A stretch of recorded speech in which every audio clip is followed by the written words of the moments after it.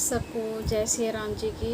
आज हम सब सुनते हैं कि रामायण रामचरितमानस का जो उत्पत्ति है वो कैसे हुआ और श्रावण महीने को, श्रावण मास को जो महादेव ने माँ पार्वती को और उससे पहले माँ सती को रामायण की महिमा ही सुनाया था, राम जी का लीला कथाएँ सुनाए थे।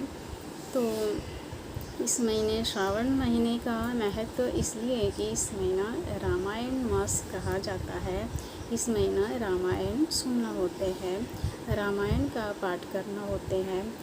तो इस महीने में महादेव इसलिए जो रामायण पढ़ते हैं, रामायण सुनते हैं, उनको बहुत अधिक प्रसन्न होकर वरदान देते हैं, जो मनोकामनाएं हैं सब पूर्ण करते हैं।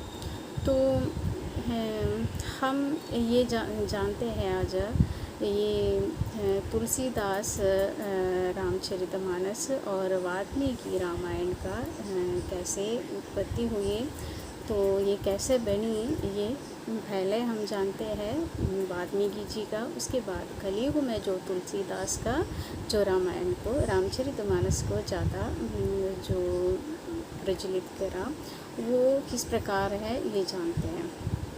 सबसे पहले हम सबको पता है वाल्मीकि रामायण ही आया था।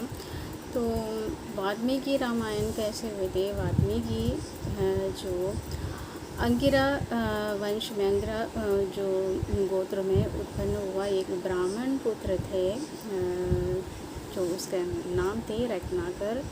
तो उन्होंने जब खेल कूद में, जब बचपन में जो छोटा सा था, उसी टाइम जो खेलते खेलते समय जो ब्राह्मण परिवारों में से अलग हो गया था, बिछड़ गया था, जंगल में अकेला फंस गया था। तो एक बिल को मिला, तो जो शिकार करते फिर रहा था, डाकू था वो, तो उनको मिला, उनको पुत्र नहीं था। तो पहले तो वहाँ वन में खोजा किसी का पुत्र है क्या, तो कोई वहाँ मिला ही नहीं, इसलिए वो अपने साथ ले गया उनको अपना बनाकर। जो उनको कोई संतान नहीं था, इसलिए अपना बनाकर, जो छोटा सा था तो उस बच्चे को भी पता ही नहीं था, तो अपना बनाकर उसको बड़ा किया। और जो उन्हीं का काम था, जो शिकार करना और डकैती करना, तो वही चोरियाँ करना, वही सिखाया उस बच्चे को भी। तो जहाँ संगत अच्छा नहीं है तो संगति भी ऐसे बिगड़ जाते हैं। तो इसलिए सत्संग करने के लिए, सत्संग सुनने के लिए बोलते हैं, तो अच्छा सुनो तो अच्छा ही करेगा। तो जो बुरे संगत में पड़ गया तो बुरा ही करेगा। तो यहाँ पे ये ब्राह्मण परिवार का पुत्र भी, जो बच्चा भी एक बिल का घर में जाकर उन्हीं का ही जीवन व्यतीत करने लगा। तो धीरे धीरे वो बड़ा हो गया। उसके पिता ने, जो बिल है, उसने तो सारे काम जो अपने ही उसको सिखाया और उसके बाद उसका शादी करवाया। तो उनको आगे जो बच्चा भी, 4-5 बच्चा भी हुआ। तो एक दिन डकैती करते टाइम क्या हुआ कि सप्तऋषि और नारद ऋषि वन में आ पहुँचे। तो ये उन्हीं को भी चोरी करने का मंशा से पकड़ लिया। तो इन्हीं का पाप बताएगा। तो जितने भी जो उस जंगल से व्यापारी जाते हैं या ब्राह्मण, कोई भी उस जंगल से जो पार हो जाते हैं, तो ये लोग पकड़ लेते हैं। उनके पास जो कुछ भी है वो सारे कुछ चोरी कर उनको मार कर फेंक देते थे। तो इसी तरह अत्यधिक पाप भरा हुआ था उसके ज़िंदगी में। तो तभी जाके यहाँ पे सप्तऋषि और नारद ऋषि वहाँ पहुँचे थे। तो ये रत्नाकर ने उनको भी पकड़ लिया। तो क्या हुआ, नारद ऋषि ने कहा कि हमारे पास तुम्हें देने के लिए कुछ भी नहीं है। तो रत्नाकर ने कहा कि तुम्हारे पास तो जो वीणा है, जो वाद्य यंत्र है, और सप्तऋषियों के पास कमंडलू है, तुम्हारा वस्त्र है, वो मेरे लिए काफ़ी है, मेरे परिवार को पालने के लिए इतने ही काफ़ी है, जो मिलते हैं उसी से हम संतुष्ट रहते हैं, ऐसे कहा। तो सप्तऋषि में से जो वशिष्ठ ऋषि है उससे पूछा है कि तुम जो पाप करते हैं, जो अपने परिवार को पालने के लिए जो भी तुम पाप करते हैं, क्या तुम्हारे इस पाप में तुम्हारा परिवार भी तुम्हारा हिस्सा देंगे जब इसका परिणाम भुगतते समय। फिर उन्होंने जो पाप कर्म के लिए जितने भी सज़ा होते हैं, जो स्वर्ग है नरक है, ये सब कुछ उसको दिखा दिया। तो उन्होंने कहा है कि ये तो मुझे नहीं पता, मैं तो अपने परिवार को पालने के लिए ये सब कुछ करता है। तो उन्होंने कहा है कि नारद ऋषि ने कहा तुम एक काम करो, घर जाके कुछ करा जाओ, तुम जो पाप करते हैं उसका हिस्सा वो लोग भी लेगा कि नहीं लेगा। तो रत्नाकर अपना घर पहुंच गया पूछने के लिए। वैसे तो उन्होंने पहले बोला ऐसे में चले जाएगा तो तुम लोग यहाँ से भाग जाएंगे, तुम लोग भाग जाने का एक बहाना मार के मेरे को घर भेजने के लिए कोशिश कर रहे हैं। तो नारद ऋषि ने कहा कि तुम एक काम करो, हमें एक एक पेड़ में हम सबको बांध लेना, बांधने के बाद तुम चले जाओ, तुम वापस आने तक हम यहीं खड़े रहेंगे। तो रत्नाकर घर जाके सबसे पहले अपने माता पिता से पूछा जो भी पाप कर्म में करते हैं तुम भी इसमें भागीदार हो जाएगी क्या, जो सज़ा मिलेगा तो तुम भी मेरा सज़ा में आधा भुगतेंगे क्या। तो पूछा तो माँ बाप ने मना करा। तो बोला जो कर्म करते हैं वो खुद ही भोगना पड़ते हैं। तो वो अपना पत्नी के पास चले गया। पत्नी भी वही बात कहा। पत्नी ने बोला जब कन्यादान किया था मेरे पिता ने, उस टाइम तो मेरे पिता को वादा किया था तुम्हारा पुत्री का पालन पोषण अब मेरा कर्तव्य है, तो ये तुम्हारा कर्तव्य है, इस पाप में मैं कदापि नहीं हिस्सा लेंगे। ऐसे अपने पुत्रों से भी पूछा तो पुत्रों ने भी मना कर दिया। तो रत्नाकर को समझ आ गया कि अब मैं जो पाप मैं करते हैं उसका जो भी सज़ा होगा मैं अकेले ही भुगतना होगा। तो ये वापस आया तो सब ऋषि वहाँ वन में ही जैसे बंधा हुआ था ऐसे बंदे मिला। तो उन्होंने कहा है कि मेरा परिवार का कोई भी इस जो मैं करते हैं इस पाप कर्म का जो भागीदार नहीं बनने का, जो भी पाप मैंने किया वो मैं ही भुगतना पड़ेगा, ऐसे बोला। तो अब मैं क्या करूं, इतनी पाप तो मैं कर चुका हूं, तो अब मैं इस पाप से पार उतरने के लिए मैंने क्या करना पड़ेगा। तो वशिष्ठ ऋषि ने उनको कहा है कि नाम संकीर्तन करो। तो पूछा है कि वो कैसे, मुझे तो कुछ भी नहीं पता। तो नारद ऋषि ने फिर उपदेश दिया है कि राम नाम का उपदेश दिया, राम नाम जपो। तो इतना सरल नाम दिया उनको जपने के लिए, उसी से तुम्हारा पाप सारा नष्ट हो जाएगा। तुम फिर से मैं पाप कर्म नहीं करेंगे ऐसे वादा करके, भगवान से ऐसे वादा करके तुम राम नाम का जप करो कहा। तो उन्होंने कहा है कि हाँ अभी इतने सालों से मैं सिर्फ मारो काटो बस लूटो इसी तरह भाषा ही यूज़ करा मैंने। तो मुझे इस राम नाम से जो आप जो नाम दे रहे वो मेरा मुंह में चढ़ ही नहीं रहा, ऐसे बोला।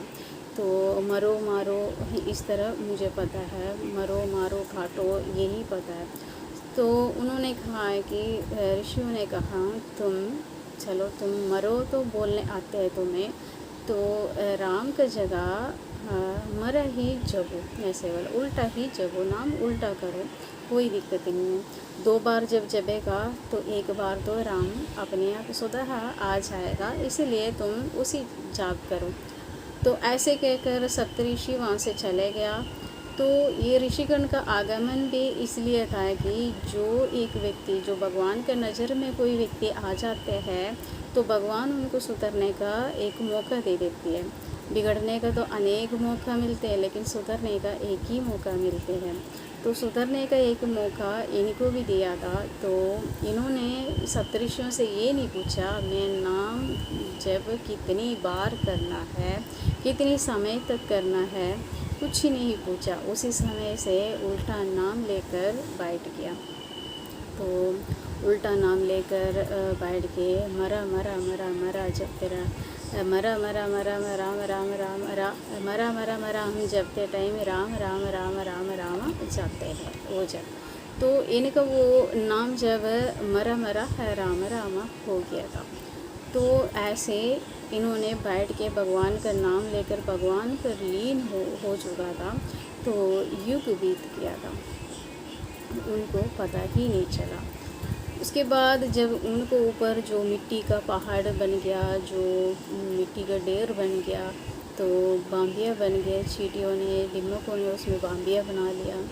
तो जाके सप्तऋषियाँ आ गया। अब उन्होंने देखा कि राम नाम तो उनका मुख पर आ ही गया, तो वैसे भी ये मिट्टी का ढेर बन चुका है, तो उनको दर्शन देने का समय हो गया। तो भगवत प्रेरणा से फिर से सप्तऋषि वहाँ आते हैं, नारद ऋषि भी वहाँ आके उसको जब उसी टाइम जब आया तो रत्नाकर नाम से नहीं पुकारा, क्योंकि बाम्बियों का जो ढेर उनको ऊपर लग चुके थे, तो संस्कृत में उसको वाल्मीकि कहते हैं। तो वाल्मीकि होने के कारण उनको ऊपर, तो वाल्मीकि से ढका हुआ होने के कारण उनको वाल्मीकि कहकर ही पुकारा। तो फिर उसको कहा कि अब तुम्हारा नाम जाप करने का जो फ़ायदा तुम्हें मिल ही गया, तुम्हें भगवत प्राप्ति हो ही गया, तो अब तुम इसको बंद करो। तो अब फिर उनको कहा कि अब राम नाम तुम्हारा दिमाग में और मन में जो बस ही गया, तो अब तुम्हें राम कथा का श्रवण कराता हूँ। ऐसे बोल के नारद ऋषि उनको 100 श्लोकों में रामायण सुनाया। रामायण 100 श्लोकों में सुनाकर उनको कहा अब ये तुम इसका रचना करना है। तो वाल्मीकि उसका रचना कर रहे थे, यहाँ पे 100 श्लोकों में सुनाया। तो वाल्मीकि उस 100 श्लोकों को मतलब 100 कोड़ी उसमें श्लोकों में बना लिया। ये रामायण, वाल्मीकि ने रामायण ऐसे बनाया। तो यहाँ त्रेता युग चल रहे थे। तो हनुमान जी भी जो राम जी अपना सीता मैया का जो वियोग में बैठा हुआ था, तो जो वो वियोग करके जब जो बैठते हैं वो देख के हनुमान जी को बहुत दुख हो जाते थे। अपने प्रभु इतने दुखी होके जो बैठे रहते हैं, वो देख के हनुमान जी को बहुत दुख हो जाते थे। तो हनुमान जी वहाँ से थोड़ी देर के लिए राम जी से दूर हो जाते थे। तो जाके एक पत्थर पे अपने नाखून से ये पूरा चरित्र लिखा करते थे। तो एक दिन जब ये पूरा हो गया, रामायण जो राम कथा जो पूरा हो गया, जो यहाँ पे जानकी मैया को जो यहाँ श्रीलंका से जो बचा के आया, तो सब कुछ ख़त्म होने के बाद जब हनुमान जी का भी रामायण का जो लिखना था नाखून से वो ख़त्म हो गया था।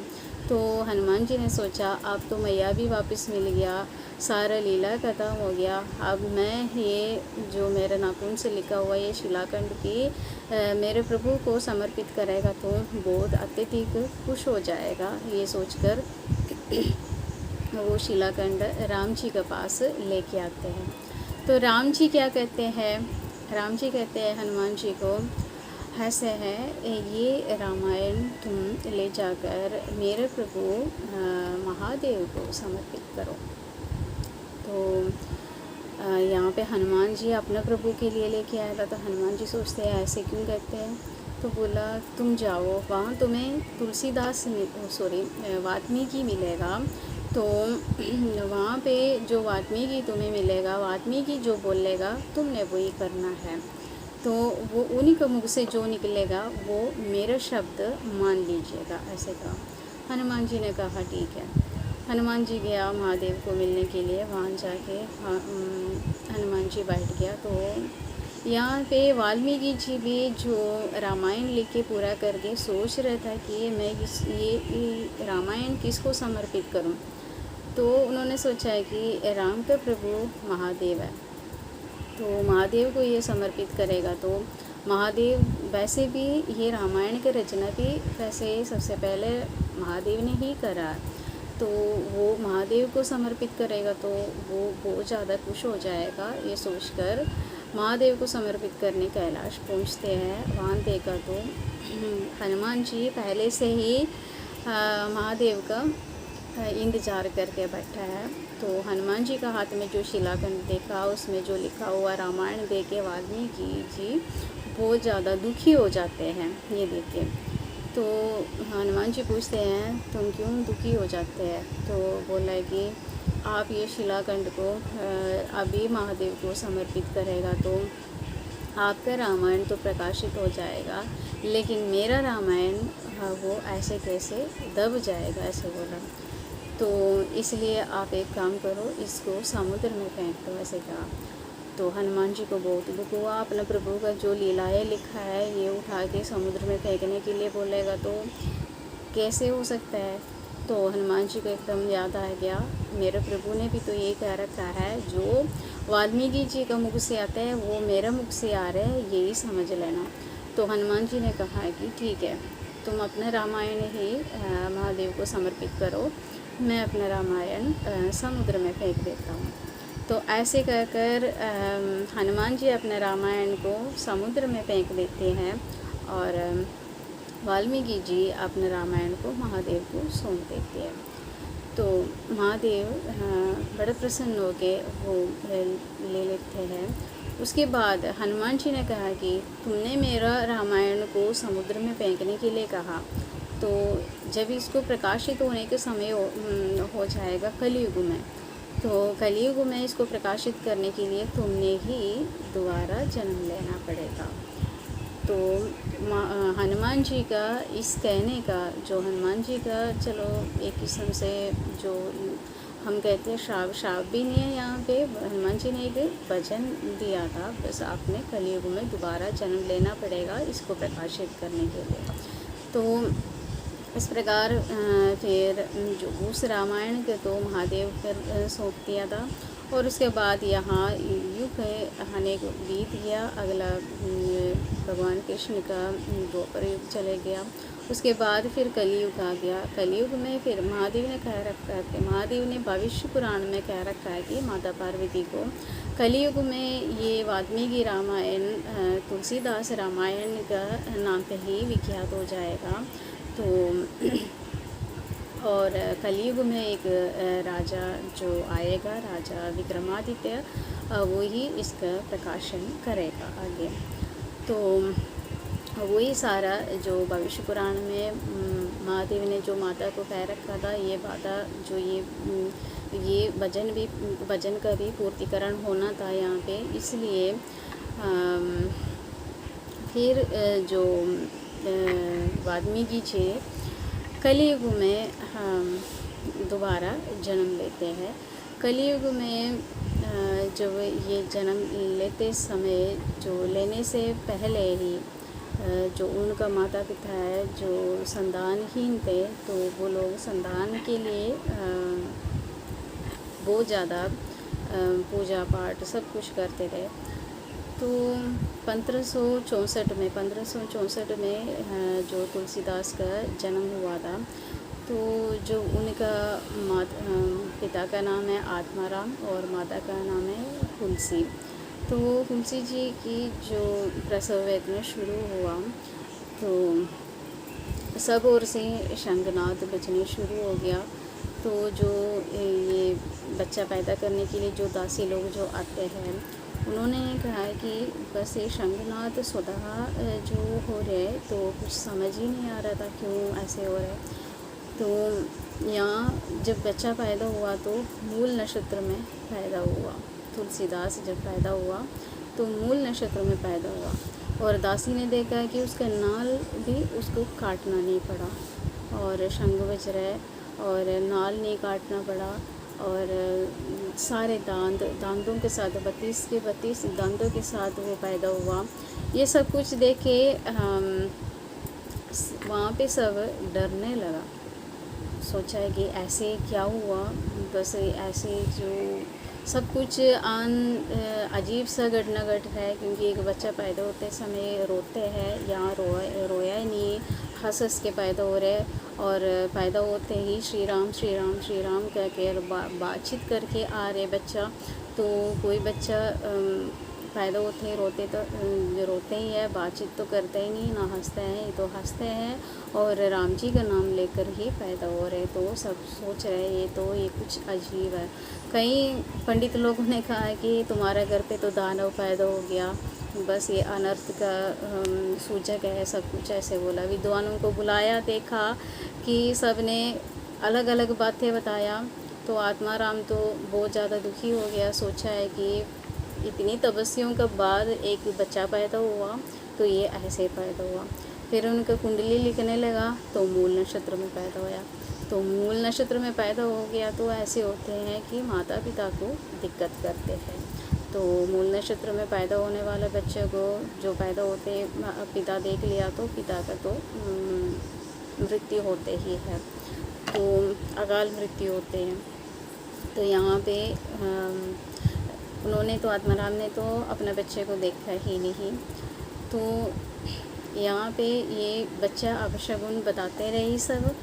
तो तुलसी मैया ने क्या करा, तुलसी ने अपने दासी को चुनिया को बुला के कहा कि सब इस बच्चे को अपशगुन कहते हैं, तो तुम एक काम करो, मेरे बच्चे को यहाँ से बचा लो, नहीं तो ये लोग मार डालेगा।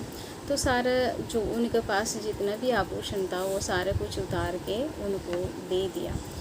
तो इनका जो तुलसीदास का जो पैदा हुआ उसी टाइम तो कोई नाम तो था ही नहीं, राम जी का नाम लेकर पैदा हुआ था, इसलिए राम बोला कहते थे सब। तो राम बोला को लेके जाने के लिए कहा, कोई संस्कार वगैरह कुछ भी नहीं करवाया था उनका। तो सप्तमी को पैदा हुआ था, दशमी को अपना दासी का हाथ में बेच दिए, चित्रकूट में पैदा हुआ था। तो वहाँ से उनको दासी का गांव में भेज दिया, हरिपुर थे दासी का गांव। दासी ने उस बच्चे को लेकर हरिपुर पहुंच गया। तो यहाँ पे उसका तुलसी का जो तबीयत बिगड़ रहा था ये देख के तो तुलसी ने सोचा है कि लोग सब बोलेगा कि ये माता को भी बीमार कर दिए, बच्चा बिल्कुल अपशगुन है, पैदा होते ही अपना माँ को भी अपने जो नज़र डाल दिया, तो उसको बीमार कर दिया, इस तरह कहेंगे। ये सोच के तो इस बच्चे को ना मारे, इसलिए तुलसी ने उनको चुनिया के हाथ में बेचा। चुनिया ने उसको ले गया, अपना घर ले गया, हरिपुर ले गया। वहाँ पे उसको अपने सासू माँ को कह दिया ऐसे ऐसे है। तो आभूषण ये सोने सारे देखे तो सासू माँ ने भी कहा है कि रख लो, कोई बात नहीं, तो वैसे भी तुम्हें भी कोई संतान तो है ही नहीं, तुम रख लो। तो यहाँ पे क्या हुआ, 5.5 साल का हो गया जो राम बोला। तो उन्होंने जो तुलसी का जो दासी थी जो ले गई थी चुनिया, तो उन्हीं का भी मृत्यु हो गया। यहाँ तुलसी का भी मृत्यु हो गया, यहाँ चुनिया का भी मृत्यु हो गया। तो उसका चुनिया का सासू ने क्या कर लिया, इस बच्चा अपशगुन है ये बोल के उसको घर से निकाल दिया। 5.5 साल का बच्चा है, देखना छोटा सा बच्चा, उनको घर से निकाल दिया। तो सारे गांव में ये घोषणा करा कि ये मूल नक्षत्र में पैदा हुआ है, इसलिए उसने अपना माँ को भी मार दिया, अब यहाँ आया तो मेरे बहू को भी मार दिया ऐसे। तो बच्चा भूखा प्यासा हर घर भटकने लगे, लेकिन कोई भी उसको कुछ भी नहीं देते थे, सब उसे डरता था क्योंकि मूल नक्षत्र में हो रहा है, उसको हम संरक्षण दे दिया तो हमारा भी मृत्यु हो जाएगा ये सोच कर। तो बच्चे को शुरू से जो दासी है, उसका माँ का जो दासी थी चुनिया, अब वो भगवान के ही बातें बताते थे, तो भगवान नाम का महिमा ही सुनाते थे। तो उन्होंने क्या कर दिया कि मंदिर के आगे जाके बैठ के भगवान से ये प्रार्थना करने लगी, मुझे भूख लग रही है, मुझे कुछ खिला दो, इस तरह बोल के भगवान से बोल के रोने लगे। कोई मुझे कुछ नहीं खिलाते है, सब मुझे छोड़ दिया, इस तरह बोल के रोने लग जाते हैं छोटा बच्चा। तो ये देख के माँ पार्वती को बहुत ज़्यादा दुख हो जाती है, छोटा सा बच्चा बैठ के रो रहे। महादेव को कहते हैं कि आप कहते हैं तुलसीदास बहुत बड़ा बनने वाला, बहुत बड़ा है, अभी तो बीज है तो बहुत बड़ा वृक्ष बनने वाला है, लेकिन आप तो इसको अभी से भूखा मार रहे हैं। तो महादेव कहते हैं कि तुम जाके उसका परवरिश करो और उसको भोजन खिलाओ, ऐसे कहा। तो माँ रोज़ थोड़ी देर के लिए राम भोला के पास आते थे और खीर खिला के चले जाते थे। तो एक दिन क्या हुआ कि माँ ने कहा कि अब बेटा, अब मैं यहाँ से मैं बहुत दूर से आते हैं, इसलिए मैं कल से नहीं आऊँगी तुम्हारे पास। तो ऐसे कहा। तो बच्चे ने बोला कि माँ, आज तक तो आपने मुझे खीर खिलाया, मेरा भूख मिटाया, अब कल से नहीं आएगा तो फिर से मुझे भूख लगेंगे, तो मैं कैसे खाना खाएंगे। तो माँ ने फिर जाके, माँ पार्वती ने महादेव को कहा कि अपना भक्त के लिए कुछ ना कुछ तो करना पड़ेगा। तो महादेव ने कहा कि तुम चिंता मत करो, अब उसको कोई संस्कार भी नहीं हुआ इस बच्चे का, तो इसके लिए हमने कुछ प्रबंध और करना पड़ेगा, क्योंकि इसी से जो बहुत बड़ा काम इस कलयुग में होना ही है। तो उन्होंने क्या करा, 5.5 साल तक तो चुनिया ने देखी। तो हरिपुर में थे, चित्रकूट में पैदा हुआ था। जब 7 वर्ष को हुआ तो नरहरि दास नाम का एक संत को भेजा इसके पास। उनको सपने में महादेव चले गया, बोला कि यहाँ पे चित्रकूट के पास जो एक मंदिर के आंगन में एक बच्चा बैठा है, तुम उसको लेके, राम भोला नाम है, तुम उसको लेके जाना है। नरहरि को कहा है कि तुम उसको लेके जाना है, उसका परवरिश तुमने करना है। नरहरि उसको लेकर चित्रकूट लेके गया और उसका सारा संस्कार वगैरह करवाया, जो भी उपनयन संस्कार, ऐसे जो यज्ञोपवीत संस्कार, सारे संस्कार उसको करवाया। उसके बाद उसको नामकरण संस्कार में उन्होंने सोचा है कि नामकरण क्या रखूं। तो उन्होंने सोचा है कि जो इसका माँ का नाम तुलसी है, और महादेव ने स्वप्न में दर्शन दिया था, इस बच्चा बहुत बड़ा अब तो बीज है, बहुत बड़ा पेड़ बनना है, तो महादेव का प्रसाद है ये कलयुग के लिए, तो भगवान को सबसे प्रिय है तुलसी। तो राम जी का कार्य के लिए आया है, ऐसे कहा। तो राम जी तो इनको तो तुलसी सबसे प्रिय है, तो उन्होंने नाम तुलसीदास रखा। तो उसी दिन से वो राम भोला तुलसीदास नाम से जानने लगा। तो एक दिन नरहरि दास ने उसको लेकर काशी पहुंच गया। काशी संतों का जो मेला चल रहे थे, लोग आपस में बात कर रहे थे, तो सारे संत बैठ के सत्संग कर रहे थे। तो उनका विषय यही था, कलयुग चल रहा है, तो कलयुग में लोगों को सबसे ज़्यादा दिक्कत होती है, भगवान का नाम ही नहीं चलते हैं, तो उसके लिए क्या करना पड़ेगा, यही चर्चा चल रहे थे। तो उनका जो मुखिया था शेष सनातन नाम का जो एक ब्राह्मण, तो शेष सनातन ने जो भी बात कहा, तो ये बच्चा ध्यान से सुनते रहते थे। तो इन्होंने पूछा कि बच्चे तुम्हें क्या समझ आ गया, तुम तो इतने ध्यान से बैठे हैं। तो बच्चे ने उन्होंने जो कहा वो सारी बात ऐसे की ऐसे सुना दिया। तो शेष सनातन जी ने सोचा है कि ये तोता जैसे रट लगाते हैं, इसी तरह रट लगा रहे, ऐसे सोचा। फिर पूछा तुम्हें इसमें से क्या समझ आया। तो उन्होंने बोला है कि कलयुग में राम नाम ही एक जो पापों से और मोक्ष प्रदान का एक कारण बनते हैं, इस तरह उन्होंने उसका निचोड़ निकाल के बताया। तो ये शेष सनातन जी कहने लगा कि ये रत्न तुम कहाँ से लेके आया। तो नरहरि दास से पूछने लगे, ये रत्न, ये तो बहुत अच्छे रत्न हैं, ये मुझे दे दो, ऐसे कहा। तो उन्होंने नरहरि दास ने कहा कि ठीक है, आप ही रख लो, आप इसको सारा वेद पुराण सब कुछ इसी को उसका शिष्य आप ही दे दो, ऐसे बोला। तो उन्होंने फिर अपने पास रखे, 15 साल तक अपने पास रखा। 15 साल का हो गया, सारे वेद पुराण सब कुछ आन पढ़ाया। तो उसके बाद उनका देहांत हुआ। तो उनका संस्कार वगैरह करके उन्होंने सोचा है कि अब मैं कहाँ जाऊँ। तुलसीदास ने सोचा अब मैं कहाँ जाऊँ, तो 15 साल का हो गया था। तो फिर वहाँ से सोचा है कि अब मैं अपना पहला गुरु के पास चले जाऊँ। तो चित्रकूट वापस चले आया। वहाँ आके पता चला कि यहाँ उस गुरु का भी देहांत हो चुका है। तो वहाँ से फिर चित्रकूट तक जो पहुँच गया, तो इनका जो गांव थे, जो तुलसीदास जो पैदा हुआ था, तो उस गांव में चले गया।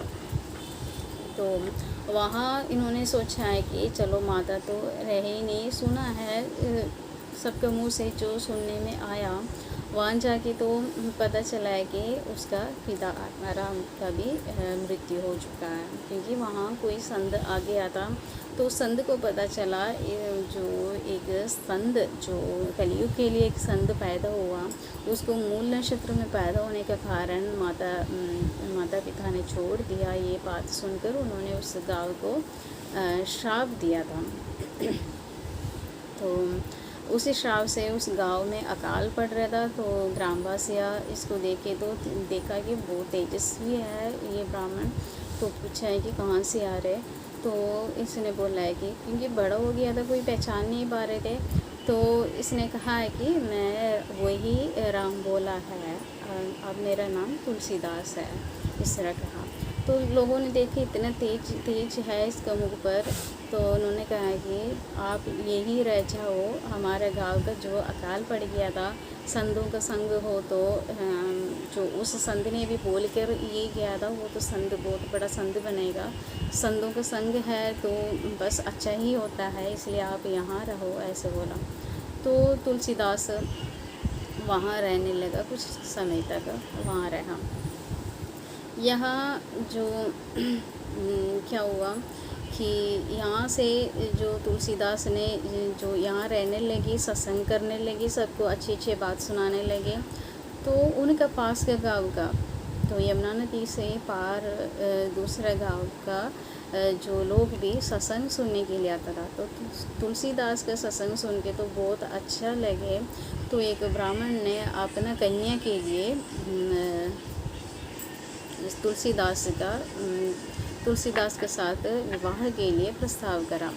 तो तुलसीदास ने पहले तो मना करा, क्योंकि मैं संतों का संग लेके भगवान का प्राप्ति के लिए ही जन्मा हूँ, मुझे विवाह बंधन में बंधकर कुछ अशुभ नहीं करना है सीधा। लेकिन यहाँ पे फिर सब ने समझाया, बोला विवाह गृहस्थ आश्रम में रहकर भी संतों को जो कोई दिक्कत नहीं होते। वैसे भी जो जिस लड़की के लिए जो बोल रहे थे, जो ब्राह्मण की पुत्री थी, रत्नावली है उसका नाम, तो वो भी बहुत अच्छी है, वो भी भगवत प्रेमी है, इसलिए आप उससे विवाह करेगा तो कोई दिक्कत नहीं है, ये कहा। तो यहाँ पे भगवान,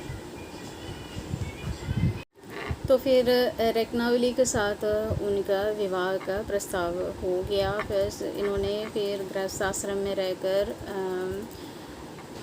अपना राम नाम का जप करने के ही सोचा। रत्नावली के साथ उनका विवाह संपन्न हुआ। तो रत्नावली भी ऐसे श्री रत्नों में सुंदर थी, सुंदर रत्नी थी, उसका स्वभाव भी रत्न का जैसी थी।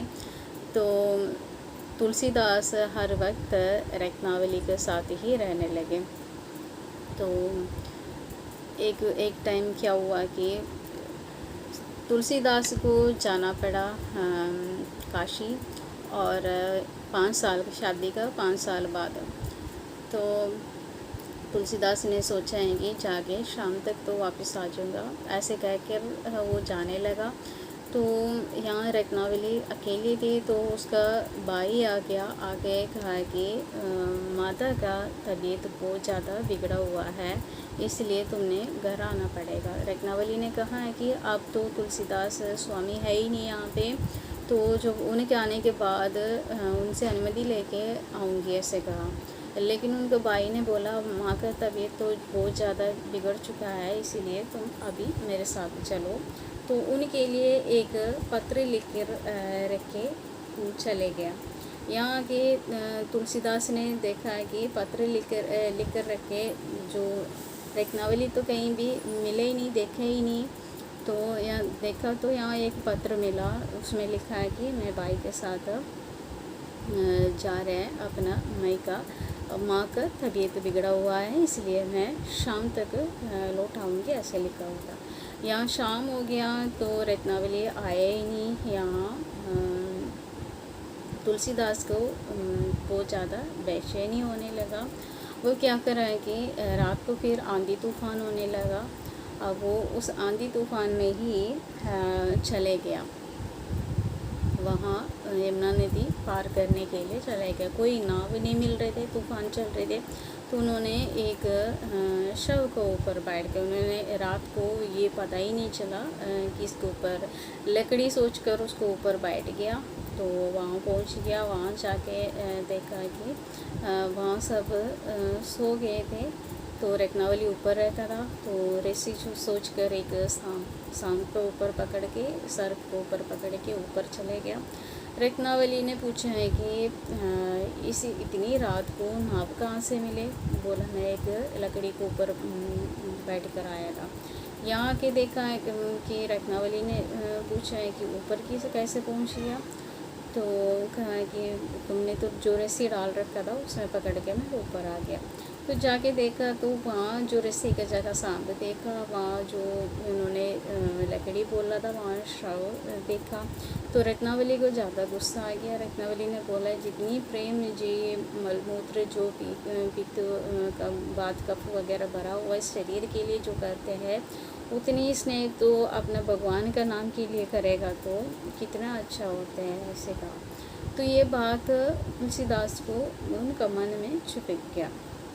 तो वहाँ से वो उसी समय वहाँ से निकल गया। वहाँ से निकल के फिर वो अपना जो भगवान के खोज में चले आए। वहाँ से फिर वो चल के फिर से अपने भगवान का नाम लेने लगे।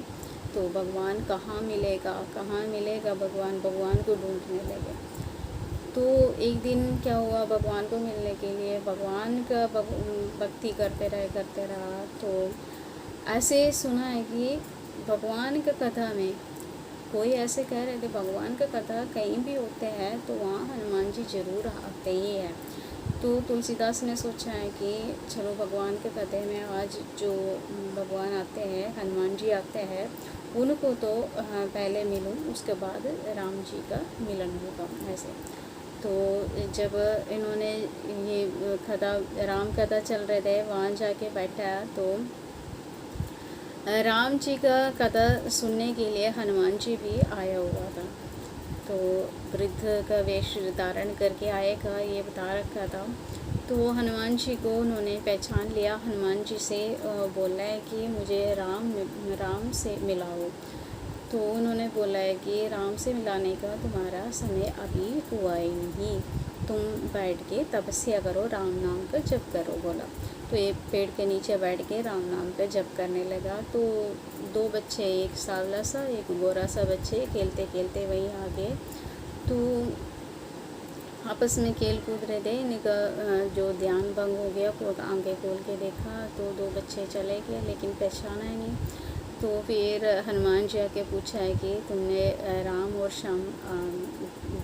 और लक्ष्मण आए थे तो तुम पहचाना उनको? बोला नहीं। बोला जो बच्चा बालक रूप में जो आए थे वो वही थे, भगवान थे। फिर तुलसीदास रोने लगा, बोला मुझे समझ ही नहीं आ रहा था, मैंने सोचा जो बालक खेल रहे थे। तो बोला अब कहाँ मिलेगा? तो बोला फिर से भगवान का नाम लो। तो तुलसीदास जाके मंदिर में बैठ के राम नाम जप करके चंदन घिस रहे थे शालिग्राम को लगाने के लिए। तभी भगवान आया बालक रूप में आके, जो युवा रूप में आके चंदन लगवाया उनसे।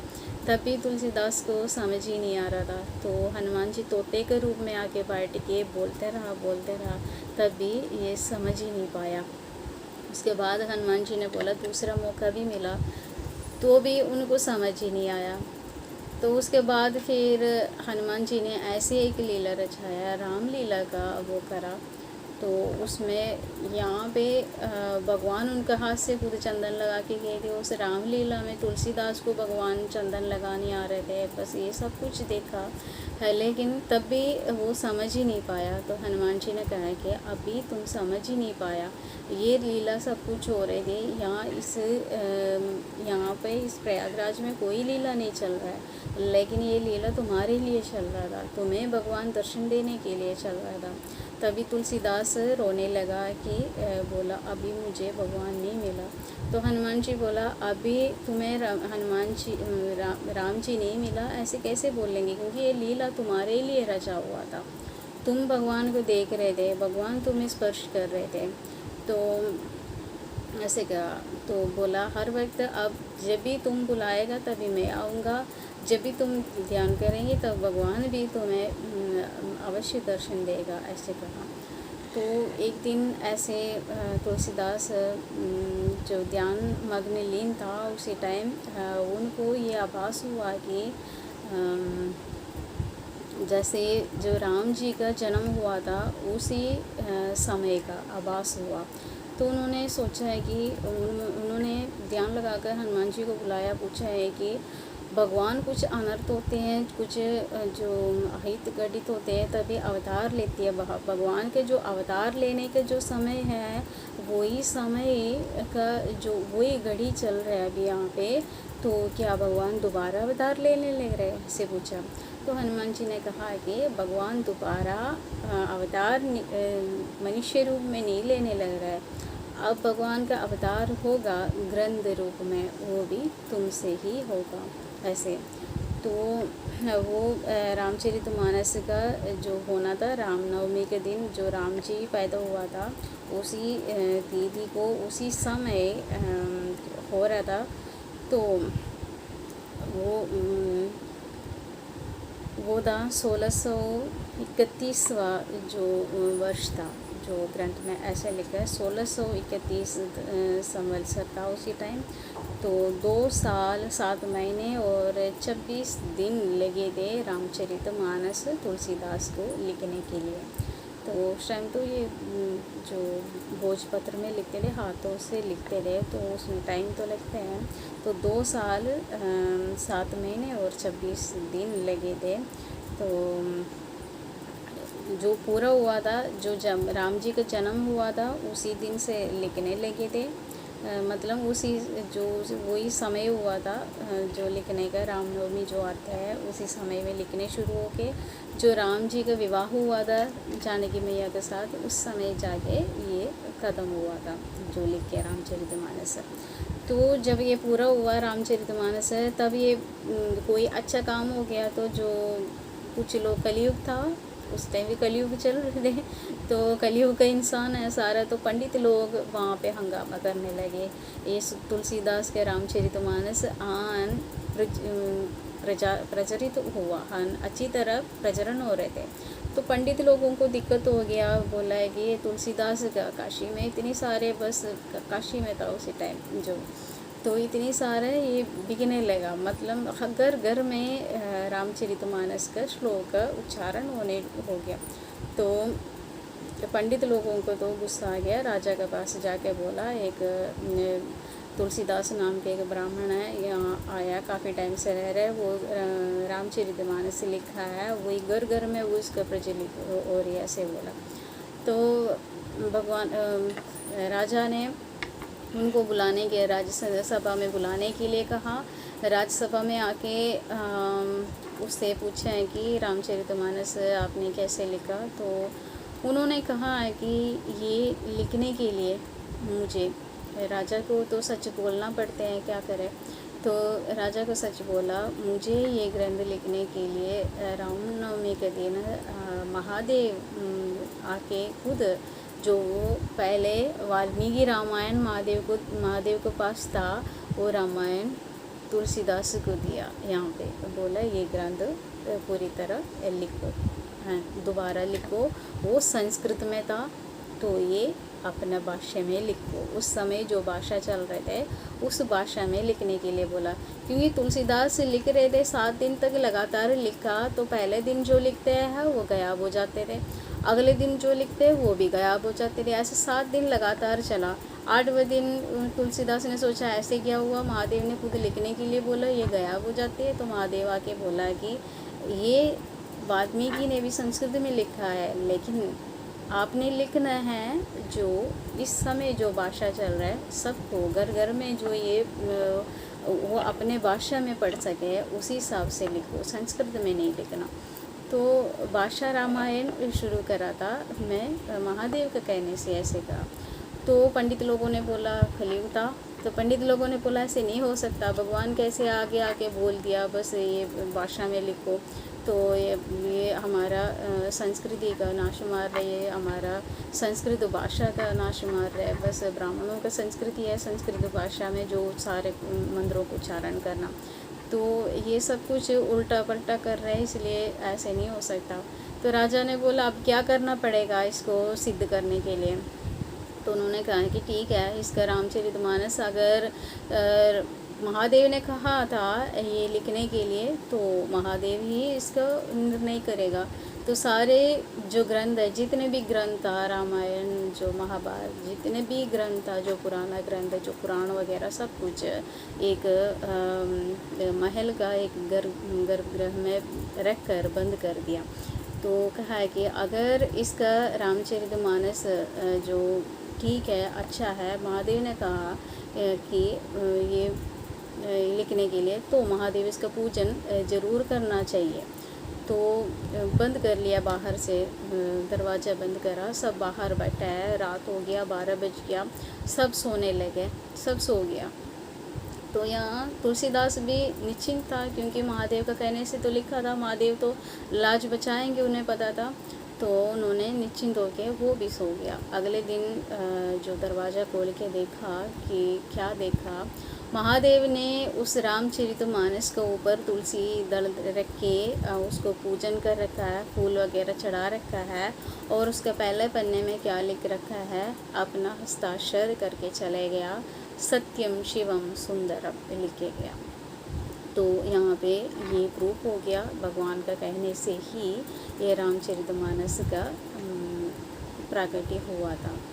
तो ये पंडों को तो फिर भी चैन नहीं मिला। उन्होंने क्या सोचा है कि ऐसे नहीं छोड़ता, तो उन्होंने क्या करा, जो अथर्व वेदों का जो था सन्यासी सबसे बड़ा, तो उनको जाके कहा कि इसमें सब कुछ उल्टा लिख रहा है, जो आपका जो धर्म है उसके लिए वो लोग निराकार को मानते थे।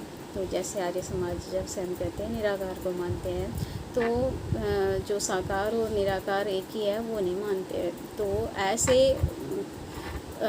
मानते नहीं की बात नहीं है, लोगों का कहना है, वो लोग मानते ही हैं। तो यहाँ क्या हुआ कि वहाँ जाके मधुसूदन सरस्वती नाम का ये बहुत बड़ा उनका संस्था का बहुत बड़ा सन्यासी था। उनको जाके कहा कि साधु उस संत से कहा कि तुम्हारा सब कुछ ये उल्टा कर रहा है, तुम्हारे लिए विरुद्ध लिख रखा है रामचरितमानस। उन्होंने कहा है कि ऐसे तुम्हारे कहने से मैं नहीं मानता, मैं एक बार रामचरितमानस को पढ़ूँ, फिर मैं उसके बाद बात करूँगा, ऐसे कहा। उन्होंने रामचरितमानस लेके पढ़ लिया, तो उन्होंने भी लिखा कि यहाँ तुलसीदास ने तुलसी वृक्ष पैदा हो गया इस काशी में, ऐसे उन्होंने भी उसमें हस्ताक्षर करा। तो रामचरितमानस और आगे बढ़ गया, फिर घर घर में वो प्रचलित होने लगा। अथर्ववेद वेद वालों को भी घर में रामचरितमानस होने शुरू हो गया उस समय। तो इन पंडों को फिर भी चैन नहीं मिला। यहाँ महादेव खुद प्रूफ दिया, यहाँ दूसरा जो सबसे बड़ा सन्यासी था वो भी मधुसूदन स्वामी भी, सरस्वती स्वामी भी, उन्होंने प्रूफ दे दिया, फिर भी नहीं चैन पड़ा। तो दो चोरों को नियुक्त करा, दो चोरों को शिकवा और नितवा नाम का दो चोरों को नियुक्त करा। उसको चोरी करके जाके जला दो, या नदी में, गंगा में बहा दो, यमुना में बहा दो, जहाँ मर्जी जो मर्जी कर लो, रामचरितमानस को नष्ट कर दूँगा। ये दोनों चोर शिकवा और नितवा चोरी करने के लिए गया। तुलसीदास जी अपने कुटिया के बाहर सो रहा था, तो ये चोरी करने गया तो देखा वहाँ दो बालक, दो युवा जैसे पहरा दे रहे। तो उनको देखे ये चोरों का मन इतनी आसक्त हुआ कि इतनी सुंदर, वो लोग खड़े रह गया, देखते रह गया। तो फिर उनको उसी दिन तो चोरी करने तो मिले ही नहीं। तो दिन में घर पहुंच गया वापस। वहाँ जाके भी इनका मन में राम जी और लक्ष्मण जी का छाया बस गई मन में। और वो लोग तो प्रेम पर ऐसे हो गया जो उनको देखे बिना इनका प्राण निकल जाएंगे, ऐसे हो गया। तो सोचा है कि चाहे कुछ भी हो जाके तुलसीदास से पूछते हैं वो कौन था, वो जो पहरा दे रहा था, वो 2 बालक। जाके पूछा तो तुलसीदास कहने लगा मैं तो हूँ गरीब, मैं किसको पहरा देने के लिए रखेंगे, मेरे पास तो कोई ऐसा है ही नहीं। तो फिर उन्होंने कहा कि ऐसे एक पीताम्बरधारी था, एक नीलाम्बर थे। तो उन्होंने कहा कि वो ये तो साक्षात इनको भगवान का दर्शन मिल रहा है। फिर उन चोरों को समझाया तो मैं भगवान का दर्शन हुआ, मेरे पास ऐसे कोई वो नहीं है ऐसे। फिर देखा कि तीसरी बार भी रामचरितमानस का कोई किसी ने कोई कुछ कर ही नहीं पाए। तो इसी तरह रामचरितमानस का तुलसीदास का चरित्र बोलेगा तो हम बहुत ज़्यादा ही बोलना पड़ेगा। तो हमारा विषय यही था, हमारा रामचरितमानस का उत्पत्ति कहाँ से थी। तो यही था रामचरितमानस का उत्पत्ति। ये कलयुग के लिए थे, कलयुग के लिए आज भी रामचरितमानस का भगवान ने उसी समय भी ये कह रखा है, रामचरितमानस का एक पंक्ति भी कोई पढ़ते हैं वो तत्काल सारे पापों से मुक्त हो जाते हैं। तो मैं इसलिए आप लोगों को ये कह रही कि ये कलयुग है, कलयुग में भी अद्भुत अत्यधिक चलते हैं, भगवान पे विश्वास हो तो। लोग कहते हैं कलयुग में कोई अद्भुत नीच होते हैं, भगवान का बंदा है, भगवान से भक्ति करते हैं, भगवान के साथ मिल के चलते हैं, तो यहाँ पे तुलसीदास जैसे हमारा भी अनुभव हो सकता है। तो ये रामायण मास है, तो रामचरितमानस का 1-2 पंक्ति सब पढ़ लीजिएगा और पुण्य कमा लीजिएगा, जो भी पाप है वो नष्ट हो जाएगा। तो आज का वीडियो में इतना ही। तो सबको जय श्री राम जी के हर हर महादेव। अगर वीडियो अच्छा लगे तो जय श्री राम जी या हर हर महादेव जी ज़रूर लिखिएगा। अगर नहीं पसंद आया तो डिसलाइक कर लीजिएगा, नहीं सब्सक्राइब किया तो वो भी कर लीजिएगा। जय श्री राम जी।